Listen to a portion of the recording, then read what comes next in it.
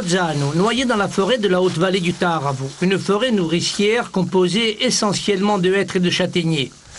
Ici, plus qu'ailleurs, les traditions ont survécu à l'usure du temps, en particulier celle des chasses traditionnelles. Quelques familles du village pratiquent encore une chasse connue depuis l'Antiquité. La traque du Loir, un petit rongeur réputé pour la finesse de sa chair. Élevé en captivité, il constituait un plat de luxe pour les Romains. Lorsque j'étais petit, mon père arrivait souvent des Loirs à la maison et on en mangeait, je dirais, arrivé au mois d'octobre, on en mangeait souvent. Les gens qui faisaient leur élevage de porc, sans doute, se sont tournés aussi vers cette chasse.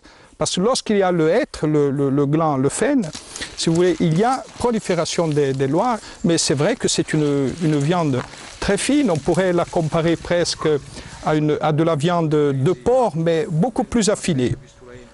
Le Loir vit dans les troncs creux à des hauteurs qui peuvent dépasser 5 mètres.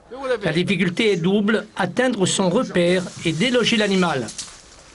Il faut donc enflammer des chiffons pour enfumer le Loir et l'obliger à quitter son nid.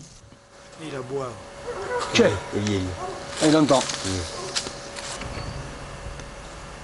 En début de saison, fin avril, début mai, il se réveille. Puis le Loir, il monte tout en haut des pointes des arbres parce que le bourgeon est très gros et ça qu'il mange. Et puis après, en fin de saison, quand au mois d'octobre, à cette époque-ci, il mange par terre parce que les glands sont tous par terre. Alors après, il ne monte plus sur les pointes. Donc après, il faut chercher tous les trous des arbres, mais tout en bas. Appartenant à la famille des Gliridés, le Loir hiberne d'octobre à avril. Il se reproduit au mois de septembre. Il a une vie essentiellement nocturne, son observation est pratiquement impossible. La chasse dure 2 semaines au mois d'octobre avant qu'il ne se rendorme, pour 8 mois. Voilà. Voilà. Bah, on n'en fait pas, on n'en tue pas beaucoup, hein.